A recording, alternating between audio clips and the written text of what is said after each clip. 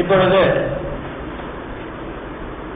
அரசிய தேசத்திற்கு பெரியார் தாசனாக சென்று மீண்டும் திரும்பும் போது அப்துல்லாவாக திரும்பிய அருமை சகோதரர் முனைவர் அப்துல்லா அவர்கள் உங்களிடையே உரை நிகழ்த்துவார்கள்.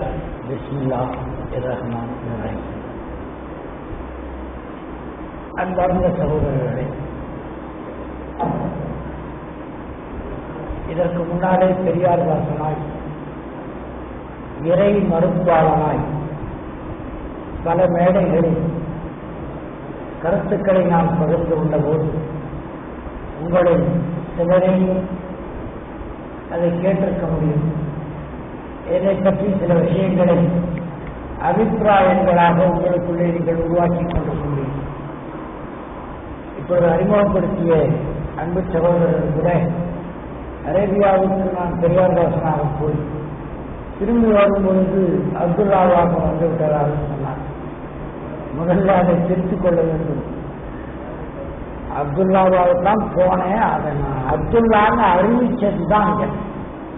10 வருடங்களாக நான் நாத்திகத்திலே இருந்து என்னை நான் விடுவித்துக் கொண்டிருக்கிறேன். அதை யாரும் கண்டுக்கல, இப்ப கண்டுக்க வச்சிருக்கிறேன், அவ்வளவுதான்.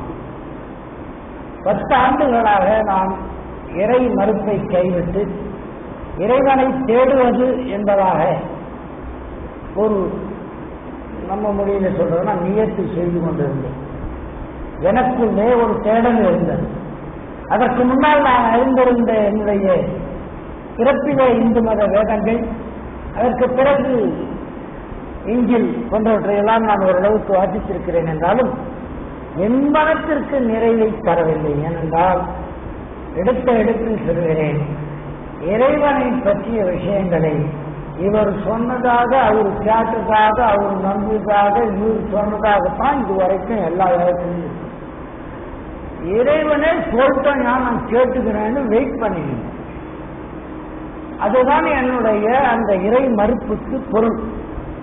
அவன் சொல்லிட்ட நீ இன்னும் அப்பாட்டுக்கிறேன் நடுவில். அவர் சொன்னதாக இவர் கேட்பாராம், இவர் சொன்னதாக அவர் நம்புவாராம், அவர் நம்புறதாக இவர் விளக்குவாராம், இவர் விளக்கு நான் ஏற்றுக்கணுமா, வேற வேலையில இருக்க போடா அப்படின்னு சொல்லிட்டு.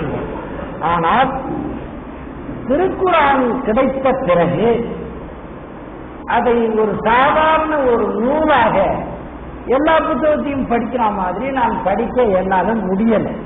அதுக்கு 2 காரணம். ஒன்று, அதன் மொழி எனக்கு தெரியாது என்பது. இன்னொன்று, அந்த மொழிபெயர்ப்புகளில் வந்த விஷயங்களை படிக்கும் பொழுது கூட ஒரு சாதாரண சாலையிலே, யாரோ போட்ட சாலையிலே ஏதோ ஒரு அபிப்பிராயத்தில் நடப்பதற்கு என்னால் முடியவில்லை. முன் முடிவுகளை கவனியுங்கள் மாணவர்கள். பல விஷயங்களை நாம் இப்பொழுது தெரிந்து கொள்ள இருக்கிறோம். இந்த அடிப்படையில் சொல்லிட்டு பிறகு நான் மற்ற செய்திகளை சொல்லுகிறேன். இறையியலை பற்றி தெரிந்து கொள்ளும் போது இறைவனை பற்றி தெரிந்து கொள்ளுகிற இறைவனை பற்றி தெரிந்து கொள்ளுகிற மறுபடியும் இறைவனை பற்றி தெரிந்து கொள்ளுகிற அந்த வாய்ப்பை பயன்படுத்தும் போது முன்முடிவுகள் இல்லாமல் அணுக வேண்டும் என்ற ஒரு லாஜிக் என்று சொல்வார்கள். அளவியல் முறையோடு அறிவியல், எபிஸ்டமாலஜி, அறிவறிவியல் என்று சொல்வார்கள். அறிவு என்பது எல்லோரும் பெறுவது, அறிவு எது என்ற அறிவை பெறுவது அறிவு அறிவியல். அது எபிஸ்டமாலஜி என்று ஆங்கிலத்தில் சொல்லப்படும். அடுத்தது மெட்டபிசிக்ஸ், புலன் கடந்த மெய்யியல். புலனுக்கு தெரிவதை தான் ஒப்புக்கொள்ளுவேன் என்று பகுத்தறிவுவாதிகளாக இருந்தபோது நாம் எல்லாம் பேசிக் கொண்டிருந்தோம். புலனுக்கு தெரியாத பேச மாட்டியா அப்படின்னா, எங்க பையனை மணிக்கு அறிமுகப்படுத்தும் போது இவன் தான் மகன் சொல்லும் போது புலன் கடந்த மெய்யியலா அவர் ஒத்துக்கிட்டா தான் போச்சு. இல்ல என்ன நிரூபிச்சுக்கா அப்படின்னா நான் என்ன பண்ணுறேன், அவன் தான் என் மகன்னு சொல்றேன். அதை அவர் புலன் கடந்து எனக்கு நான் பார்க்கலையே இந்த பையனை நீ உருவாக்கும் போதுன்னா இதுக்கெல்லாம் நான் என்ன பண்ணுவேன். ஆக புலன் கடந்த மெய்யியல் என்று ஒரு அறிவியல் துறை இருக்கிறது. அது ஒரு அறிவியல் துறை. அதை ஒரே அடியாக ரிஜெக்ட் பண்றவங்க பகுத்தறிவாதிங்கன்னு நினைச்சிட்டு இருக்கிறாங்க தமிழ்நாட்டில். வெளிப்படையா சொல்லிடுறேன், அதை ரிஜெக்ட் பண்றது உலகத்தில் யாருமே செய்யல. மார்க்சிஸ்டுகள் உட்பட அதற்குள்ள புகுந்துதான் மேல வருவாங்க. மெட்டபிசிக்ஸை ரிஜெக்ட் பண்ண மாட்டாங்க. அதான் மெட்டபிசிக்ஸ்ங்கிறது புலன் கடந்த நெய்யியல். அதற்கு பிறகு அழகியல் ஒன்று இருக்கிறது, அறவியல், அறம் ஒழுக்கத்தை பற்றிய இயல். இந்த 5 விஞ்ஞானத்தை தான் நாம ஒன்னா சேர்த்து பிலாசபின்னு சொல்லுவோம், தத்துவம். இந்த தத்துவ வெளிச்சத்தில் இறையியலை பார்த்தபோது வேதங்கள், புராணங்கள், இதிகாசங்கள், ஆரண்யகங்கள், உபனிஷதங்கள், சங்கராச்சாரி போன்றவர்கள், அதாவது ஆதிசங்கரர், இந்த பாதி மீதியெல்லாம் ஆதிசங்கரர் போன்றவர்கள் எழுதிய வேத விளக்கங்கள் எல்லாவற்றையும் ஓரளவுக்கு படித்தேன் என்பதை உங்களில் சிலரேனும் அறிந்திருப்பீர்கள். நேரடியா சங்கராச்சாரியார் இப்ப இருக்கிற இந்த ஜெயேந்திரன் இருக்காரு உள்ள வேலையா, அவர்கிட்ட ஒரு தொலைக்காட்சிக்காக வாதம் செய்த போது நேரடியா கேட்டேன், ரிக்வேதத்தின் 4வது ஸ்லோகம் சொல்லுங்கன்னு கேட்டேன். தெரியாதுன்னு. யஜுர்வேதத்தின் 3வது ஸ்லோகம் சொல்லுங்க முதல் அத்தியாயத்தில் என்ன, தெரியாதுன்னாரு. அதெல்லாம் போட்டும் உபநிஷதங்கள் மொத்தம் 108ன்றாங்க, ஒரு 11 தான் முக்கியம், அது பேராவது சொல்லுங்கன்னு தெரியாதுன்னாரு. ஆதிசங்கரர் எழுதிய துவாதச மஞ்சரிக்காவின் முதல் ஸ்லோகம் சொல்லுங்கன்னு தெரியாதுன்னாரு. என்கிட்ட விவாதம் பண்ண வரும்போது அவர் நான் இதெல்லாம் கேட்பேன்னா அவருக்கு தெரியாது. அவரு வேற ஏதாவது நான் பேசுவேன், நம்ம சீக்காக்காரங்க பேசுற மாதிரி பேசுவேன்னு நினைச்சுக்கிட்டு தயாரிச்சுன்னு வந்துட்டார் அவர். ஏன் இந்து கடவுள் தான் இல்லைன்றீங்க, முஸ்லிம் கடவுள் இல்லைன்னு சொல்றதானே, அது பண்ணல அப்படின்னு பேசலாம் நினைச்சுன்னு வந்தார் அவர். இதெல்லாம் தெரிஞ்ச நான், இதெல்லாம் எனக்கு தெரியுமையா அப்படின்னு சொன்னேன். அப்புறம் தான் அவர் சொன்னார், அவருக்கே தெரியலன்றது அன்னைக்கு அம்பலப்பட்டு போச்சு. அதே மாதிரி இந்து முன்னணி தலைவர் ராமகோபாலன் விவாதிச்சதை பல பேர் பார்த்திருப்பீங்க தொலைக்காட்சியில. அதுலயும் எனக்கு ஒன்றும் தெரியலன்னா அவர் கை செஞ்சுட்டார். அதெல்லாம் தெரிஞ்ச பிறகுதான் எனக்கு அதுல இறைவன் தெரியும்.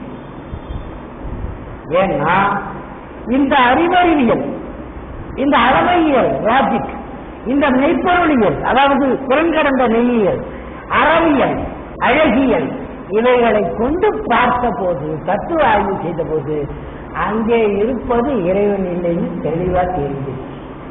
33 கோடி தேவர்கள், மூவர்கள், கிண்ணறர்கள், கிம்புடர்கள், அட்டத்துக்கு பாலகர்கள், அதுல யார் கடவுள்னு செட்டில் ஆகட்டும், அப்புறம் பார்த்துக்கலாம்னு விட்டேன். அதுக்கு பிறகு இன்ஜின் படித்த போது அதிலேயும் எனக்கு திருப்தி ஏற்படாத போது திருக்குரான் கிடைத்த போது முன்முடிவு இல்லாமல் எல்லாவற்றையும் போல அதையும் அணுகினேன். இறைவன் மெல்ல மெல்ல நேரடியாக பேசுகிறான் என்பதை நான் புரிந்து கொண்டேன்.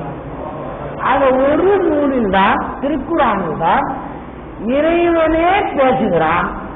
ஒரே ஒரு வார்த்தை அடிக்கடி வருகிறது, முகமதே நீர் கூறும். எதை? நான் சொன்னது. நீதான் எதுவும் கண்டு சொல்ல, நான் சொன்னதை சொல்லு அப்படின்னு வருகிறது திருக்குறானிலே. இதை 3.5 வருடம் எடுத்துக்கொண்டேன். எவ்வளவு பெரிய புத்தகமா இருந்தாலும் என்னை நெருக்கமாய் அறிந்த நண்பர்களுக்கு தெரியும், 1000 பக்கத்தையும் 1.5 மணி நேரத்தில் படித்து முடித்து விடுகிற டெக்னிக் எனக்கு தெரியும், சைக்காலஜிஸ்ட்ங்கிற முறையில. ஆனால் இந்த திருக்குறானை 3.5 வருடம் படித்த பிறகு இன்னும் படிக்கவில்லை என்று எனக்கு தோன்றியது. படிச்சு முடிச்ச பிறகுதான் இன்னும் நம்ம படிக்கவே இல்லைன்னு எனக்கு தெரிஞ்சது. ஏன்னா மறுபடியும் அது தொடங்கின இடத்தில் கொண்டு போய் என்னை நிறுத்தியது. இவ்வளவு மகத்தான வாழ்க்கையை பரிந்துரைக்கிறானே இறைவன் மனிதனுக்கு, என்னையும் சேர்த்து, இது மனுஷனால வாழ முடியுமா? இது என்ன விளையாட்டா? இவ்வளவு மகத்தான வியப்புக்குரிய வாழ்க்கையை இவன் பரிந்துரைக்கிறானே இறைவன், இதை மனிதனால் வாழ முடியுமா என்ற ஒரு கேள்வி எனக்கு இருந்தது. அப்பொழுதுதான் ப்ராஃபெட் என்கிற ஒரு நூல், பெருமானார் வாழ்க்கையை பற்றிய நூல் எனக்கு கிடைக்கிறது. அதை படித்து முடித்தவுடனே எனக்கு ஒன்று தெளிவாகிவிட்டது. திருக்குறானில் ஒவ்வொரு வரியையும் ஒவ்வொரு வார்த்தையையும் வாழ்ந்து காட்டியவர் தான் பெருமானார் நபிகள் நாயகம் ஸல்லல்லாஹு அலைஹி வஸல்லம் என்று எனக்கு புரிந்துவிட்டது. நான் பேசிய கருத்துக்கள்ல இன்ஜில்னு சொன்னேன் இல்லையா, ஐயா சொன்னாங்க அது எங்கள்லயே சில பேருக்கு தெரியாது அப்படின்னா என்னான்னு சொல்லிடுங்க. வேற ஒன்றும் இல்லை, ரிவிலியம் என்று சொல்லப்படுகிற பரிசுத்த ஆகமம் அல்லது சுவிசேஷம் விசேஷமா சொல்றதுன்னா பைபிள். அதான் சொன்னேன் இன்ஜினியரிங். அதை படித்த போதும் எனக்கு அதில் இறைவனை பற்றிய திருப்தியான செய்திகள் கிடைக்காத போது இந்த அறிவியல் தத்துவ அறிவியல் நோக்கில் ஆய்வு செய்து 3.5 வருடம் கழித்து மீண்டும் தொடங்கிய இடத்துக்கு வந்துவிட்டேன் என்று சொன்னேன். இவ்வளவு மகத்தான வாழ்க்கையை வாழ முடியுமா மனிதனால? வியப்பாகத்தான் இருக்கிறது இறைவன் பரிந்துரைக்கிற வாழ்க்கை. வாழ முடியுமா என்று பார்த்தபோது வாழ்ந்து இருக்கிறார் நபிகள் நாயகம் ஸல்லல்லாஹு அலைஹி வஸல்லம் என்று புரிந்த பிறகு எனக்கு இன்னும் கொஞ்சம் நம்பிக்கை வந்தது. அவரால் முழுமையாய் வாழ முடிந்தது. அதற்கான கூலி அவருக்கும் கிடைக்கும், அவருடைய சக தோழர்களுக்கும் கிடைக்கும். அவர் வழியை பின்பற்றி திருக்குறானை வாழ்ந்து பார்த்தால் எனக்கும் கிடைக்கும் என்ற நம்பிக்கை வந்தபோது நான் அறிவிக்கப்படாத இஸ்லாமிய நானே. அப்பொழுதே எனக்குள்ளே திருப்தியாக தெரிந்துவிட்டது.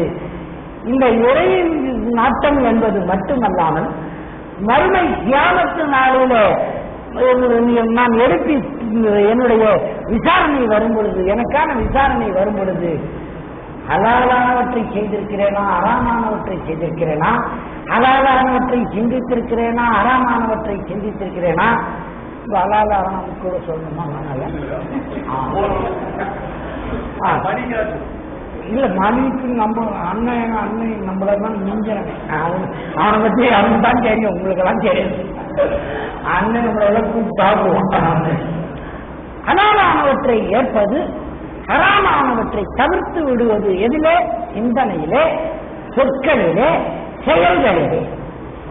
இந்த வழிபட்ட வாழ்க்கையை ஏற்றுக்கொண்டால் மறுமை நாளிலே விசாரிக்கப்படும் போது எனக்கு நல்ல சூனம் கிடைக்கும் என்பது மட்டுமல்லாமல் இதை இப்போது ஏற்றுக்கொள்ளும் பொழுதே போய பிழையும் புகுதருவான் நின்றனமும் தீயினில் தூசாகும்.